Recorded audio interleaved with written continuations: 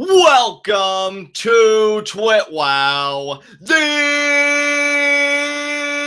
best wrestling podcast made for wrestling fans, by wrestling fans, on the web today. I'm John, that's my cohort and commentary Ashton, and this is our NXT review. And I gotta say, much like last week, this was a fun episode of NXT. I guess you could even argue that this NXT did have some storyline progression. We know one feud that's kind of getting off the ground that intrigues me. Another one was furthered a little bit. And as far as the main feud of Samoa Joe and Shinsuke Nakamura, that got an interesting segment tonight, which we'll get into here in a few minutes. So yeah, I'd say it was a somewhat productive episode and really fun on the whole, which was capped off by what I thought was a great main event. So yeah, not too much to complain about this week's NXT. So partner, what'd you think of it? Yeah, it was all right. It was a decent show. I liked that we got a few characters in this show that we haven't really seen too much of and that are relatively new. For example, Oney Lorcan, Aliyah, and I could even say Cedric Alexander is relatively new to the show. So that's why I kind of titled this episode of TWitWoW In With the New, because we got a few new faces, or at least a few relatively new faces that we don't see very often. And it's nice to see a little bit of refreshment after having, Bobby Roode and, well, we had Austin Aries tonight, but you get the idea. Certainly. With that said, let's get right into our first segment, Heat of the Night.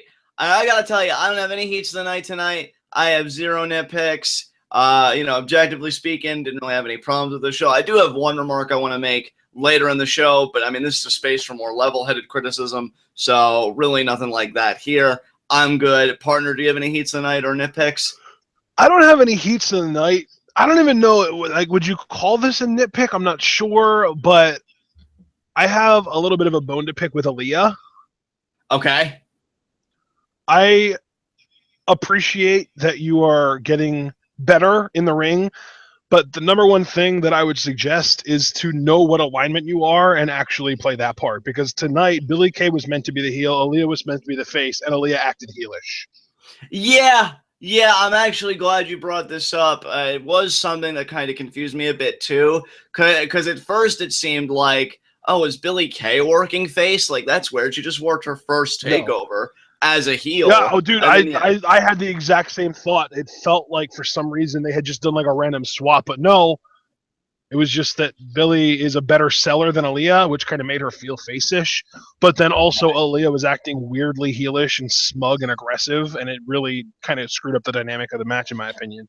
And see, what's disappointing about that, I was actually going to save this bit of commentary for when we got to the actual match, but since you've already mentioned, like, alignments, I actually like when Aliyah works heel. I mean, obviously, I completely agree with your criticism. This was the wrong place to do it, given the opposition in Billie Kay. But I also have to kind of blame NXT for dropping the ball a little bit. I feel like they could have actually done something very interesting with Aliyah going heel instead of her still kind of being in that limbo. Because I think I even said, the episode we saw her, like, all the while after that Asuka match, like, wow, it's really cool that she's working this more aggressive style. I kind of wish they would have made a story out of that, because everybody reveled in her getting her ass beat.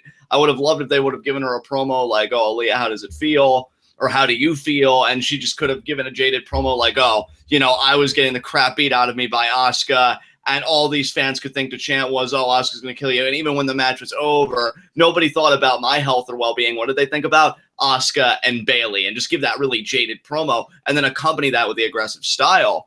But then you have a match like this where she's working heel, and it just, like, it was a good match, I think, when they got on track, but there was just, like, no flow to it with those clear alignments, what the story was. And yeah, I feel like they really are kind of mishandling Aliyah a little bit, and thank goodness at least they're getting a bit back on track with Billie Kay. But I do agree with your nitpick. Like, you've got to know what alignment you are, otherwise nothing else is going to flow in the match. So yeah, and frankly, if she was meant to be heel, and this is meant to be a heel versus heel match, I'm going to call out whoever books NXT for making a mistake, because heel versus heel is one thing that really never works unless one of the two is transitioning into being a face. Right. It's just not a good idea. So I personally, I've never been a fan of heel versus heel or face versus face matches, mostly just because I always feel like in either one of those scenarios, one of the people is going to need to play the opposite role. So it's not even really a pure heel versus heel or face versus face. Like Neville Zayn. Like, yes, it was face versus face, but let's be real, Neville was a heel. Yeah, he definitely worked heel in that match. Right. I can definitely echo yours. I think the only time I'm forgiving of two performers of the same alignment going against each other is either when the stakes are really high, like a championship, or when maybe it's like a multi-person But you know what, though? affair. When the stakes are really high and it is for a championship and you've got a face versus face dynamic, that's when the champion needs to heal it up. Like, that's just the way that it works. Right. I get what you're saying. Like, So you can look at, I mean, John Cena in some of his title defenses against really over babyface guys in WWE, he kind of healed it up. Roman Reigns, even earlier this year when he was taking on AJ Styles, Roman healed it up. Tanahashi is the freaking king of healing it up in matches against faces, and being in this match, which means there really wasn't reason to have two people of the same alignment going against each other, which really just does kind of tell me that either NXT booking made a mistake, or, of course, Aliyah, which is kind of who I originally said made a mistake. Right. And yeah, again, even Axel Diaz in chat, I want to give credit to him because he brought up a great point.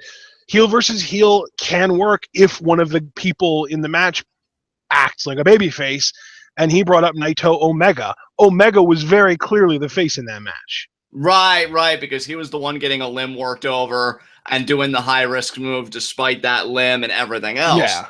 So you really telegraphed, like, yeah, Kenny is the object of sympathy here. I mean, I agree with your sentiments wholeheartedly. I think you really covered the span of the conversation. There's nothing I could really add to it. So with that said, is there anything else you want to say? I don't think so, but let's get into our review, brother. Let's get right into our NXT review, and we start this baby off first off with a recap of what happened last week. And that lasted way too long. And then we are joined by Samoa Joe carrying a sheet of paper in hand. What did you think about Joe's promo here?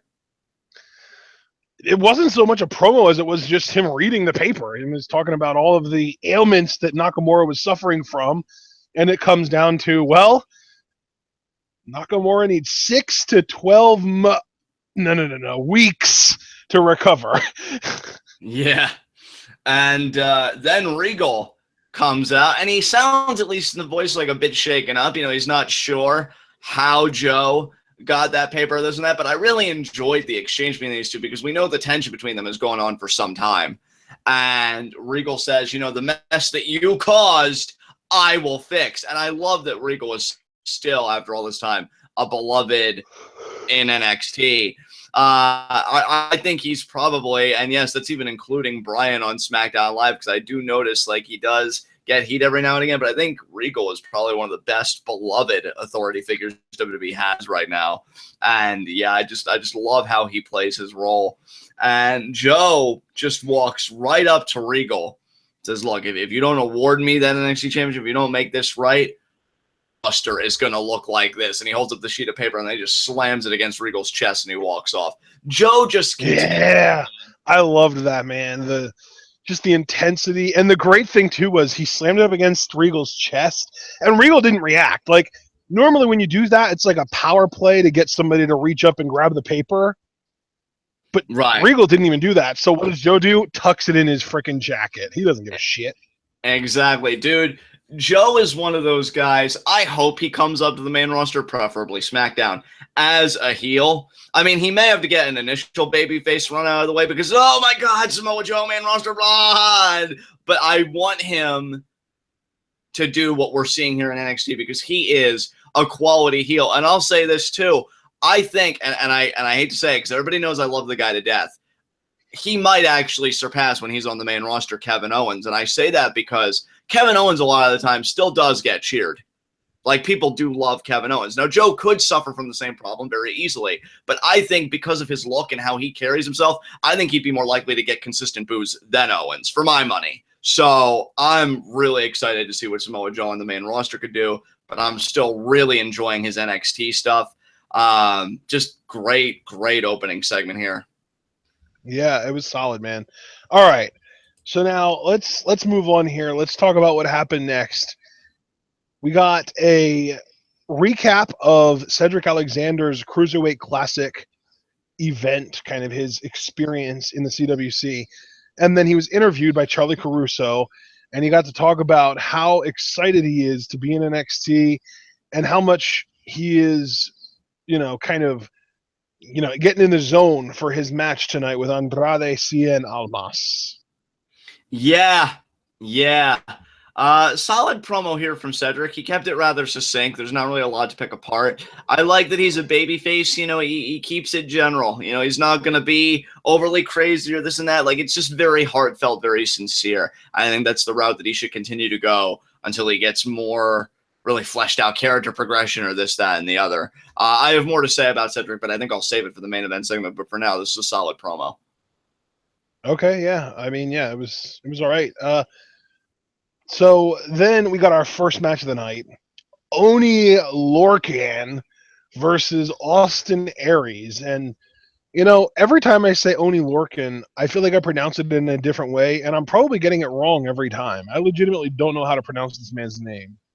I just always say, again, like Oney Lorcan, and I just go with it. It may be wrong. I don't know. But what I do want to know from you is, what did you think of this match tonight?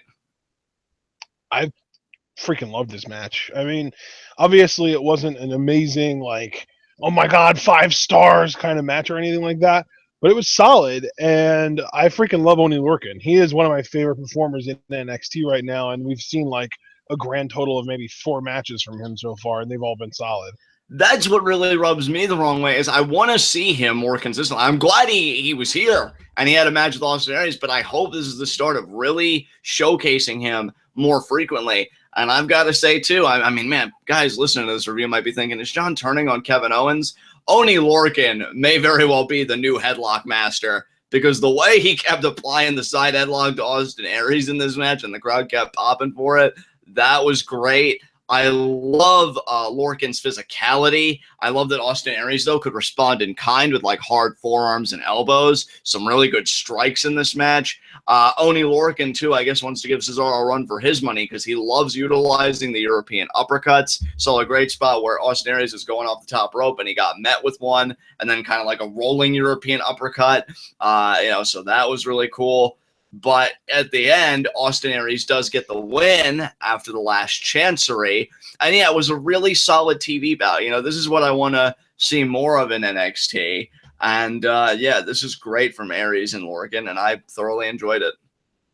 I'd also like to add, Austin Aries is still as boring as ever, in my opinion. I think I realized tonight exactly why I'm not a fan of his. I don't know if he actually does in-ring psychology like at all. Like I don't know if he's aware that in-ring psychology is a thing, because a lot of what he does makes absolutely no sense whatsoever, and he's kind of like, to me, like he and Davey Richards are kind of like the poster children for everything wrong with the stereotypical Ring of Honor performer, because they're both guys that are more concerned with doing cool shit than actually telling a story. Right.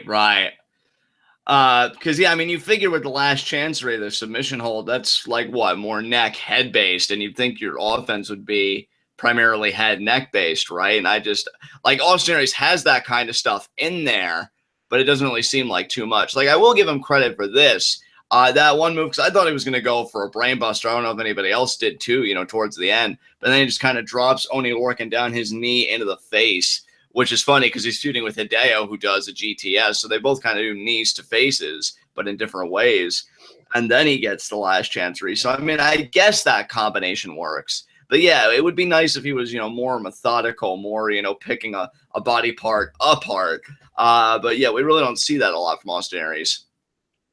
Like I said, he is more concerned with just doing cool moves, and that's cool moves with a Z. than actually telling a comprehensive story, and I'm not a fan of it. So Right. Well, Austin Aries after this, he gets a mic and he calls out Hideo Itami, and he says, call him a coward. Yeah, he did. He called him a coward, said, you put people to sleep. I make people tap out. And, you're a coward, so you're not going to come out and face me. But then Hideo's music hits. Hideo marches to the ring with a purpose, like, well, I'm going to whoop that ass. I'm going to show you who the real coward is. And before he can even get his hands on Austin Aries, he gets out of there. He's like, nope, you know what, not though, tonight. John? I've got to give Austin Aries a little bit of credit here, though. Because normally with guys like Seth Rollins and Kevin Owens and Rusev, basically anyone on the main roster who is a cowardly heel, when they're sort of the person who is going after them gets in the ring, as soon as their body crosses the ropes into the ring, that guy is out of the ring. It's like way quicker. But in this case, I was watching because I was expecting the same thing to happen. But Hideo got his full body in the ring, and then Aries took a step towards him like he was going to attack him, and then he ran away. Right. So I think better. I don't give Austin Aries credit for much, but I will give him credit for at least being different than every other cowardly heel in WWE when it comes to running away from his opponent.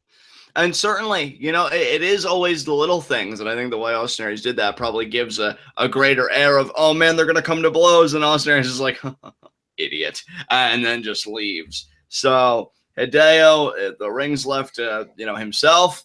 And he just really wants a piece of Austin Aries. So I don't know when that's going to happen. But, hopefully it's soon. I'm sure it'll be a good match. But I'm really just more interested in Hideo getting back in that main event picture. So, yeah. All right. Well, up next we had a interview, I guess it was, with Liv Morgan, and she talks about why she challenged Asuka, and talking about, Asuka talks about how she cleared out the women's division, but I'm standing right here, and she says that she didn't start at the bottom to end up back at the bottom. But then she says something about how, I don't know if I need to hit the gym a little more, maybe pump a little more iron. But then Asuka shows up and says, you think you're ready? Let's find out. So basically accepts her challenge. And we found out later in the night that these two were going to have their match next week. And you know what? I was really happy to see that it's just going to be a non-title match, because I honestly wasn't sure, because Liv has won a few matches, so I didn't know they were going to be like, yeah, we'll make it a TV championship match, a match on television for the title. And yeah, I'm glad they didn't go that route, because for one, the people Liv has beaten haven't really been of the highest quality, no offense to her or her opposition, but kayfabe-wise, they're not people like, wow, Liv Morgan beat her? Clearly, she needs to be in the conversation. But at the same time, it does satisfy, well, Liv Morgan's been talking a lot. We can't have Asuka not answer that. Otherwise, she'll get an ill perception, like, is Asuka a coward? So I think this is the perfect solution. I'm hoping for a semi-competitive matchup. I'm hoping Liv Morgan can stand her own against Asuka for at least a little bit. I would hate to see her get completely punked out, because I'm liking what Liv's been doing. This is another solid promo from her. And, like you've been saying for a while now, she definitely has that fan base. She could far surpass Carmella, which is funny that we always talk about those two, because from my understanding, Liv Morgan and Enzo are an item.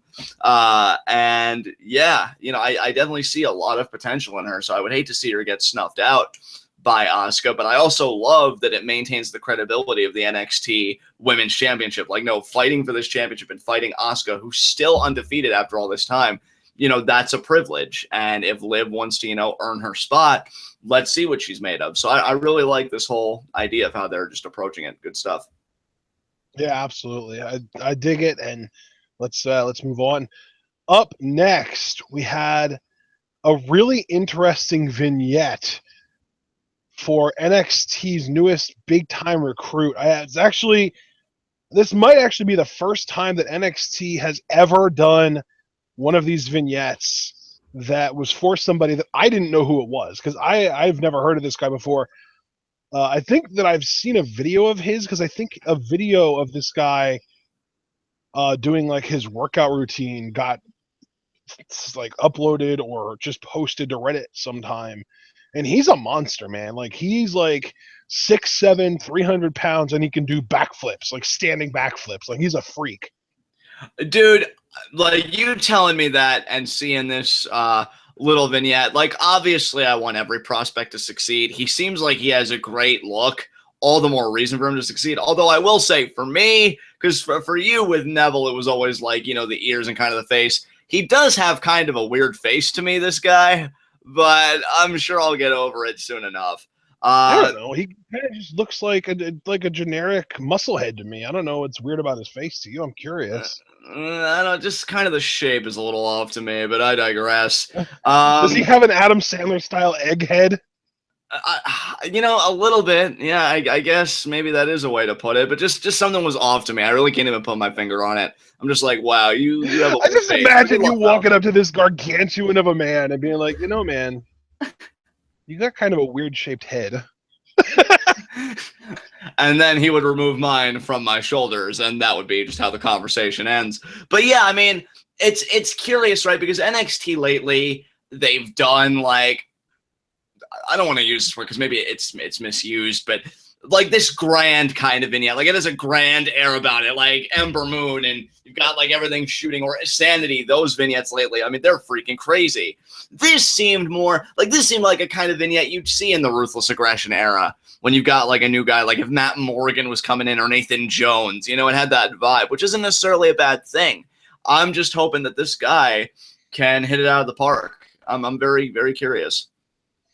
I'm really curious, dude. Like, I've seen if assuming the video that I saw of a big gigantic human being doing backflips is this guy, I'm excited because like I'm one of the. It's weird because like I don't know this guy. Like I'm like I contradict myself almost because like I always look for experience in wrestlers. You know, like I'm a big fan of guys that have been around for a while that really know what they're doing, that tell good stories in the ring, that kind of stuff.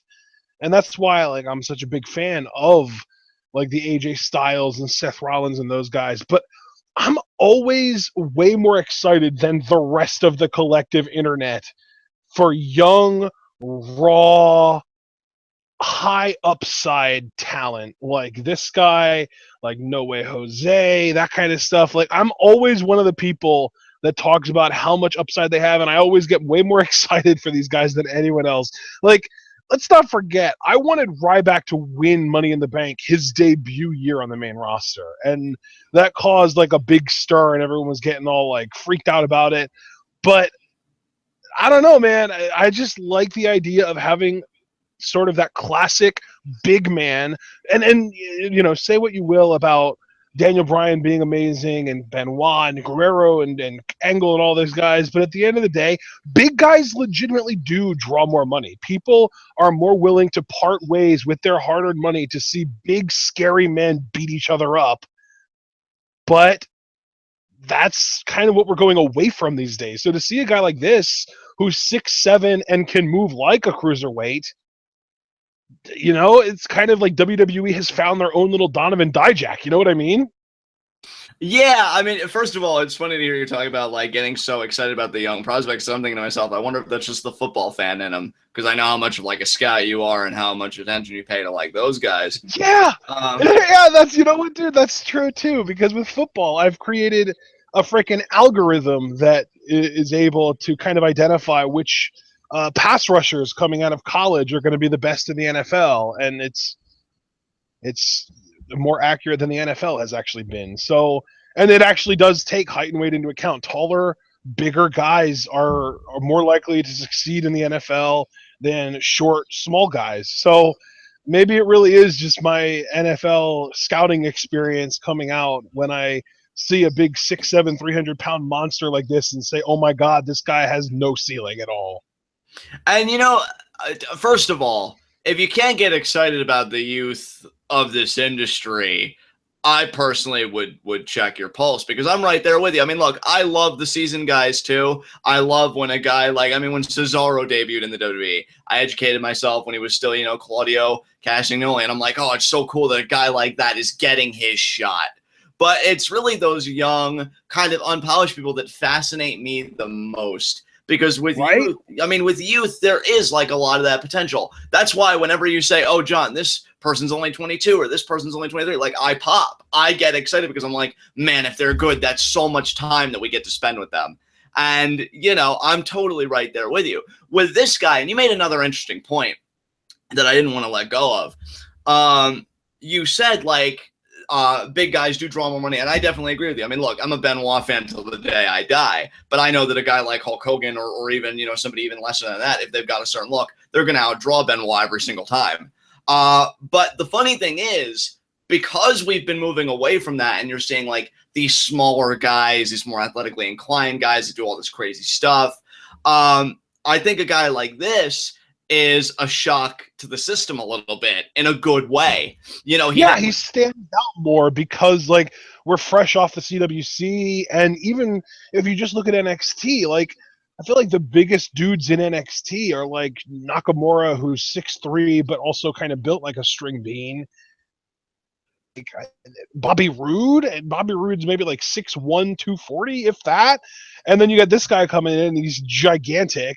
And he's like as tall as Luke Harper, but weighs like a solid like 40 pounds more than Harper and can move. Like, yeah, that's exciting.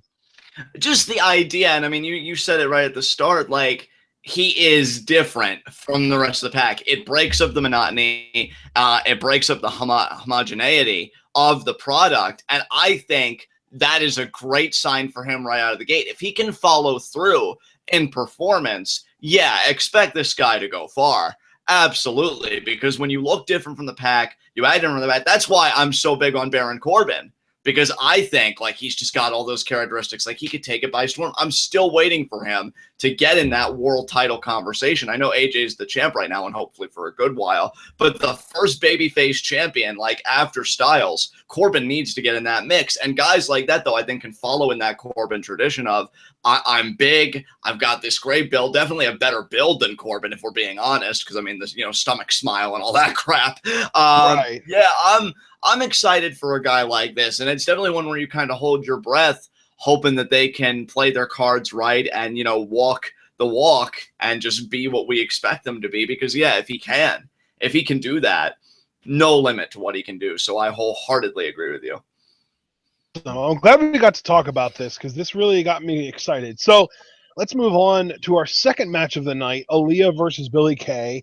We already really did kind of talk about this in Heat of the Night because it was kind of a nitpick that Aliyah was acting heelish. So as far as the match itself goes, like I said, the dynamic was kind of thrown off by that, but I'm glad that Billie got a win. Can I just say, too, and I feel like I owe this to her with how I was just kind of having all the bloodlust at the last, TakeOver Brooklyn, too.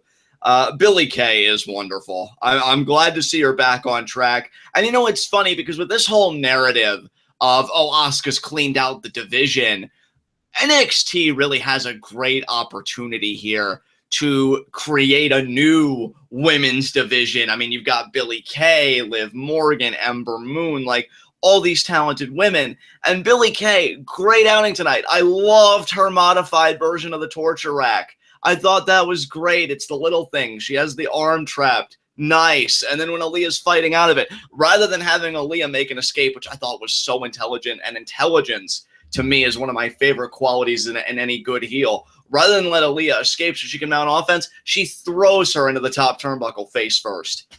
Like, that's just beautiful. So Billie Kay, I mean, I'm still not crazy about the big boot, if I'm being honest. But I've been kind of a stickler for finishers the last few months, so that's on me. She does make it work as best she can. It's not her fault at all. I'm just not the biggest fan of it. Her getting the win is great. I would love to see her in the NXT Women's Championship picture. She may have lost to Ember Moon. I really don't give a shit. I'd still love to see Billie Kay mix it up with Asuka. And yeah, just like you, I'm very happy she got a win tonight. Yeah. All right. So then we got another vignette. This time it was a little bit more of a familiar entity, that being SAnitY. And I've been taking note of which letters are capitalized to see if it changes, and it doesn't. Every single time it's the S, the A, and the Y that are capitalized. And I have to wonder if that has any kind of meaning or any kind of importance.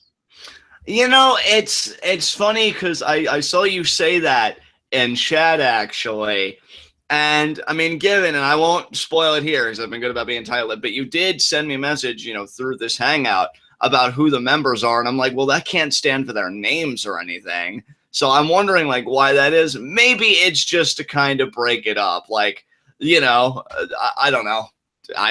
Maybe it's just like an aesthetic thing. Are you sure it doesn't have any impact on their names? I'm not going to spoil anything, but paying a little bit more attention, I think it might be kind of hinty towards their names, or at least maybe like they like their names to make the name SAnitY.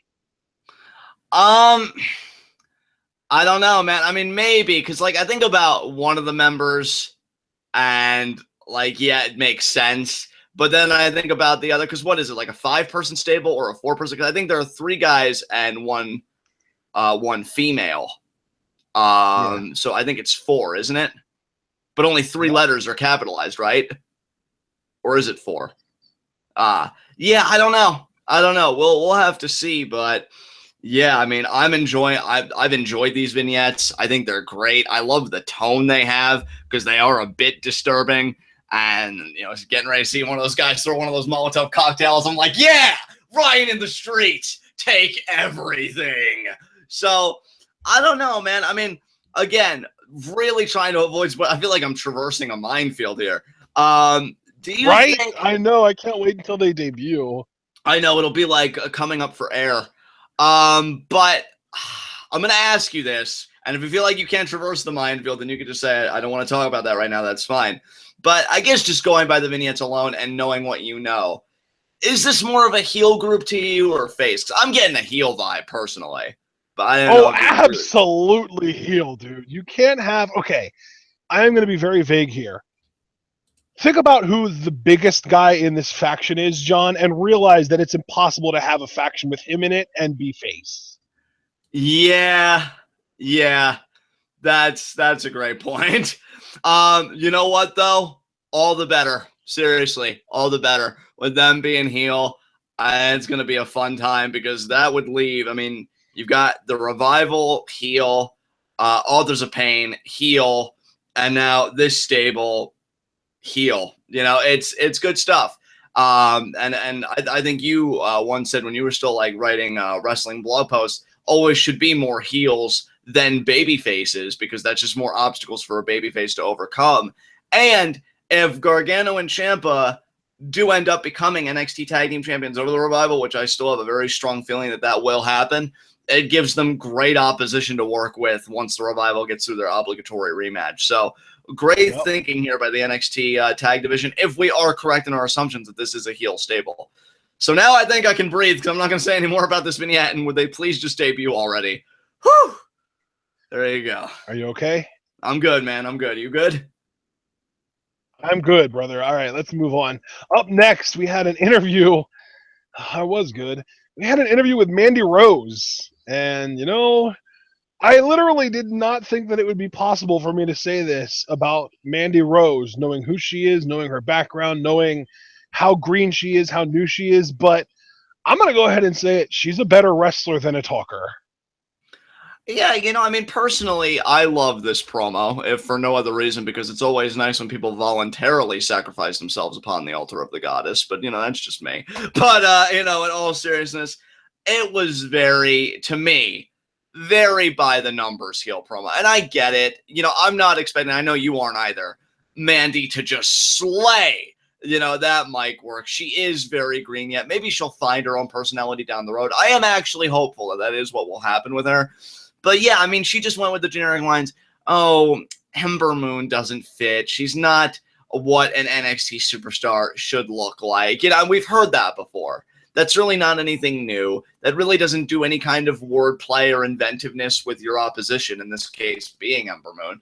It was fine for what it was. It was serviceable to the future matchup between Ember Moon and Mandy Rose. And again, really, the sadist in me liked it because I'm just thinking, well, you just keep talking and that's just more, more signatures on your death warrant or what have you. So, I mean, yeah, that part it was good, but objectively, not really much to talk about here. Very generic, very by the numbers. So when it comes to someone like Mandy Rose, am I the only one who has a little bit of a concern that because it's the WWE system and they want to push people like her, that there's maybe a possibility she might actually win in a cheaty way? I don't think so, dude. Because to me, and again, I mean, look, anybody can look at my track record and they're like, oh, there's John again, trying to make those justifications. But I really do feel like they want to make Ember Moon the second A most thing. legitimate person on that division next to Asuka for the inevitable meetup. Because if they're already feeding Asuka Liv Morgan on television, you know that they're just thinking about Asuka's next big takeover title defense. And outside of Billie Kay, who I'd be totally fine with, I can't think of anybody else but Ember Moon. So I think they're going to want to protect her something fierce. I think this is going to be a case of Mandy Rose runs her mouth, Ember Moon finally shows up, and she shuts it on the first try, and we move past it. That's really what I think this is. I hope so. But yeah. Anytime the WWE gives mic time to somebody that clearly hasn't earned mic time just because it's like a pet project, I'm seriously always concerned that it's an impending push. Exactly. And I don't know, dude. You very well could be right. And Mandy Rose could win by cheating, which will make me die a little inside. I'm not going to lie. Dude, you're not the only one. I'm an Ember dude. Okay, you need to realize you're not the only Ember Moon fan in here. I am a big Ember Moon fan as well. Just because you're the one that's obsessed with her doesn't make me any less of a fan. I didn't say you weren't, man. I'm just saying, like, it's gonna suck. It's gonna suck if, Mandy, who I do think, and let me say this too, just to cover my bases, since you felt compelled to cover yours. I think Mandy Rose, there is potential there. I do think she has a great look. I do think she could pull off being heel and maybe even face well, but she is the epitome of work in progress. And it's going to take a lot of time for that potential to come out. But there is potential there. This isn't me vehemently against Mandy Rose, and I know you're the same way. It's just, do not pull that trigger right now. Do not, because we've seen what happens too many times, more than we should have, of what happens when you take a talent. Yeah. Roman? Yeah, there you go, Roman. When you pull the Roman? Trigger, yeah, when you pull the trigger. Roman? Are you good? All right. Roman! When you pull the trigger prematurely on somebody, and yeah, it never ends well to me. So don't do the same thing to Mandy Rose. Let her get in there with Ember Moon, because, and you've always said this, Ashton, you only get better by being in there with people that are better than you. So I don't blame them for wanting to get Mandy Rose in there right out of the gate. Just don't have her win. Measure her, just see like, okay, this is where she's at today. Where can we get her at in a few months? And then, do it all over again. But yeah, fine promo in terms of like, oh, we got to get this match somewhere. And I will also say, as far as this match, I do like, because I saw for myself the quote unquote Twitter beef. So I do like that they're kind of evolving it. It starts on Twitter, goes to television, ends in the ring. So that I'll at least commend it for. But yeah, other than that, let's just get this over with.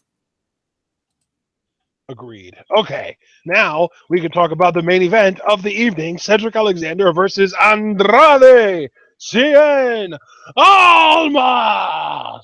What'd you think of this match, man? I liked this match quite a bit, but I was really more excited about the finish than the match itself. Yeah, dude. I mean, first of all, match was great. Crowd, good energy, even though Full Sail still did some stuff tonight that kind of annoyed me, but that's Full Sail for you. And both of these guys, I mean, their backs were into this match. Andrade got to do some great stuff. Cedric, who is just so beloved, and I really hope he gets him like a more defined character down the road, because, like Sami Zayn, we've always said, like, his gimmick is the nice guy. He is the underdog from the underground, the name he actually came up with himself, and that's one of the few things he's done right in his life. But Apollo Crews always smiling, that doesn't work. I don't just want Cedric to be like, you fans got me here, and I'm grateful for that. I mean, I love that, and I was very happy for Cedric. I know you were too, but I want him to evolve. I want him to become something more, because he could really go places. I'm really high on Cedric in the WWE. I mean, the idea that he lost weight and got in shape for that opportunity, shows you his drive and his commitment, run with that shit, because he is an extremely likable babyface to me. And I really don't want them to box him in. But yeah, this is an outstanding outing. And to your point with the finish, Cedric wins at the bag breaker. And maybe you had the same line of thinking as I did, because I said at the beginning of the show, I didn't have any heats tonight or nitpicks, but I did have some remarks I wanted to make. And this is where I was saving them, because like that whole time with the crowd being so behind Cedric and then the finish, I wanted Andrade so bad to attack Cedric. Because Dude, I feel like I completely understand where you're coming from, but I legitimately think that this match was the planted seeds to Andrade's heel turn. It's happening. We just didn't get it tonight. You know what? I'm inclined to agree with you, brother, which is why I'm not going to go full throttle like, oh, NXT, you're so stupid. Why? Because I do think the heel turn's going to happen. When it does, man, I hope they commit 150% to it and they go all the way, because Andrade, much like Cedric, he's something really special to me, and I'm really high on him. I just think you got to get the alignments right. Look at how great Alexa Bliss has been since turning heel all that time ago. She's now going to be in the Women's Championship match for SmackDown's No Mercy event. You know, they're trusting her with that because she's just that great in the heel role. You put Andrade in a heel role, I'm telling you, to me, there's no limit to what he can do. You just got to get in there. And I agree with you. The seeds were definitely planted here. And Cedric being the seed planter, I mean, I couldn't think of a better babyface right now because, again, he's so beloved by the crowd. And I think that's partially because they feel like, wow, we really helped Cedric get here. And, again, I think about a lot of things that you personally say about the business and what works. And the mark of a true babyface is somebody that relies on the crowd, that needs the crowd to win. That's why they soured on Cena for so many years. That's why they're souring on Roman. And that's why Ty Dillinger is so freaking over. Exactly. And Cedric as well. And you know what? Cedric's even a special case because it's not just winning matches, it's getting in the WWE. We helped him out. So that's really a special connection that I think is going to take Cedric very, very far. And yeah, just great outing from both men. And please, Andrade, I hope we're talking about him being healed by next month. I really am, because this was some good shit. And I could definitely tell he showed moments of frustration. Let's make that a full-blown turn, baby. Yeah, brother. All right. We've got a little bit of a kind of commotion in the chat. Apparently, Andrade had a Los Ingobernables logo on his gear. Oh, did he? Apparently. Wow. That's now, if I had to guess, I'd say it's probably just old gear and it's just a coincidence. But I don't know. Maybe it means something. I doubt it means anything. But, I mean, it's worth talking about, right? Right. I mean, it's definitely a very interesting observation. And, yeah, we'll see where it goes. I'm hoping maybe that was kind of a wink, like, we hear you. It's coming. And, I mean, we'll see. Like you said, it's probably nothing. I don't want to read too much into it. But it is somewhat of a cause to get giddy, if for no other reason. Like, oh, man, Los Ingobernables. You know, that old nostalgia pop for those that follow wrestling and, you know, intently in Mexico. So, great stuff. All right, brother. Up next. Actually, no, there was no up next. That was the main event, and it was over, and Cedric won, and it was wonderful. Yeah, it was really great. Again, very happy for Cedric. Great main event, and nice way to cap off NXT this week. All right, let's move on. High spots and low shots. Let's see. You know, my honorary low shot, I'm going to say Mandy Rose because, I mean, you're running your mouth and you really have no idea what you're asking for, do you? So she's my honorary low shot. But my actual low shot, let me see what I'm going to do here. You know what? I'm going to say my low shot is William Regal because tonight really exemplified, like, he is in a tough spot. Joe took out his NXT champion kayfabe-wise. We shouldn't expect Shinsuke for 6 to 12 weeks, although I think Shinsuke is going to blow that out of the water, you know, make the heroic comeback, if you will. But it doesn't change the fact, like, Joe threatened him to his face. If you don't make this right, your entire roster is going to become this. So Regal has had a horrible night because on top of all the standard managerial duties he has, I mean, Joe is just a loose cannon at this point. He wants his NXT championship, and he's willing to deprive livelihoods, literally take bread out of mouths with his violence to get it. So quite a headache for Regal, and that's why he's my low shot. I can dig that, man. My honorary low shot's going to be, Liv Morgan. Do you even know what you're in for? Exactly. My actual low shot is going to be Andrade, Cien, Almas, because you had a wonderful match tonight, but boy, did you lose to a newcomer. Exactly. Yeah. Yeah, perfect reasoning to me. Can't argue with that. High spot. Who's going to be the high spot this week? You know something? Because she was really, really good tonight. I'm going to say my high spot's Billie Kay. Because you know something? I think this was the first time we saw her since Brooklyn 2. And she returns with a win. And, you know, she even said, like, they did one of those WWE.com exclusives. And it was with Billie Kay. Interview was very short. And she said, well, you know, I got back on track and I still want to be NXT Women's Champion. So Billie Kay not shaken. She comes back full force. I still think she could be an amazing heel on the roster. And yeah, she's my high spot. Great job tonight. All right, brother. Well, I think, you kind of gave me the easy one here. I'm going to take Cedric Alexander for my high spot. There you go, man. I mean, got a win. Still really loved by everybody. It's freaking great. I'm so happy for him. I know you are. I know everybody is. Great story for Cedric, you know, getting here. And yeah, that's all you can really say about that. So with that said, do you have any concluding remarks about NXT? I have zero concluding remarks about NXT, John, but thank you so much for asking. You're fucking welcome. But with that said, this has been NXT. This has been TWitWoW. The best wrestling podcast made for wrestling fans, by wrestling fans, on the web today. I'm John. That's my co-host and commentary, Ashton. Guys, be sure to comment, subscribe, and like the video. The more likes this video receives, we get to fuck YouTube's algorithm right in the ass and be the top search result for NXT reviews. And when you're the best at what you do, the top is the only place that you deserve. So be sure to give those likes, guys. It would really help us out. But with that said, Ashton, what question do you have for our subscribers this week? My question for our subscribers this week is,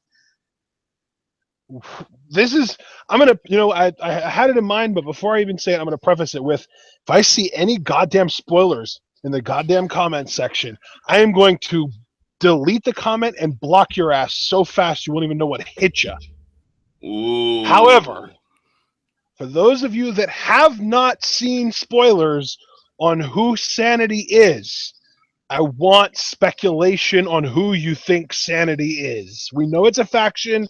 John and I have already been as vague as possible, but we've already kind of done a little tiny eensy-weensy little tiny little bit of spoiling ourselves by saying that it's 3 men and a female. So you know that. Take that and run with it and tell me who you think SAnitY consists of. Oh man, that's great. I just wanted to give my own quick acknowledgement. I'm seeing Cliff is all about that Ember Moon life. I mean, we can never have enough people, but seriously, back off. No, but in all seriousness, get that speculation down below. Who is SAnitY? No spoilers, because my co-host and commentary just laid down the law. Yeah, and if you're guessing and you get it right, I'm still gonna delete the comment. Damn it. Whoa! I mean, that is fierce. I mean, that's your prize. So get that competitive spirit in. Who's going to get deleted for being right? So with that said, you guys already know all the stuff to check out because of the backgrounds my cohort and commentary makes. What you may not know is to submit questions for Q&A. Q&A, last Friday of every month. This will be the 3rd one we've done. The 2nd Q&A was outstanding. We more than doubled the questions. Almost as outstanding as your face. Whoa. Simmer down over there. I'm doing the outro. I will address you in a second. But thank you. I've been really working on it. But more importantly, you know, there's still a window to get questions in. So, guys, be sure to ask anything you want. I know people like... Okay. John, I'm sorry for interrupting you this time legitimately. I'm going to just throw this out there, though. Guys, if you already know who SAnitY is, my question becomes, what do you think SAnitY is going to do in their first 3 months being in NXT? Yeah, there you go. I like that. So either way. Now you can participate if you've been spoiled. I'm sorry you've been spoiled, but now you can participate. Exactly. You thought you were going to be occluded? The fuck you think this is? You all work. But yeah, I mean, back to Q&A. Did you just say occluded? Yeah, it's, it's pretty much another term meaning excluded, but, higher level vocab for the win. Dictionaries, kids, crack them open, along with Michael Cole's skull. So. It's the same length of a word. You just changed 2 letters. That's not higher level. That's a freaking parallel move. Oh my God. Are you going to shut your face now so I can finish the outro? But 5 questions. Outro, damn it. Any topic. Yeah, hush your face. Any topic, wrestling, music, games, anything. Get on it, guys. Any medium you want, send them through YouTube, Facebook, Twitter, Reddit. I mean, definitely Reddit would be interesting. So yeah, any medium you guys want. And we will see you again. I'm assuming, because we've done this before, tomorrow for our Clash of Champion preview and predictions. Right, Ashton? What? So tomorrow, Friday, are we going to do Clash of Champions preview and predictions? Clash of Champions is this Sunday. Oh my God, it is. Do you know? Wait. Would you rather do it tomorrow or Saturday, John? I'm going to leave it up to you. Pick. Go. Tomorrow. I'd rather do it tomorrow. Let's just knock it out. Okay. Then you normally get on at like 9 o'clock on Fridays. So would you be cool with doing it at 8? That's fine with me. Then, ladies and gentlemen, we'll be doing our preview predictions for Clash of Champions tomorrow night at 8 p.m. Eastern Time. That's 5 p.m. Pacific, 6 p.m. Mountain, 7 p.m. Central, or if you're in the UK, 2 o'clock in the morning. No, 1 o'clock in the morning. We are so generous to you guys. Oh, my God, you're so right. But with that said, guys, I'm glad we got that cleared up. Tomorrow at 8, Clash of Champions preview and predictions. It's a show, which apparently is the sentiment you probably got with us discussing that we even need to do this in the first place.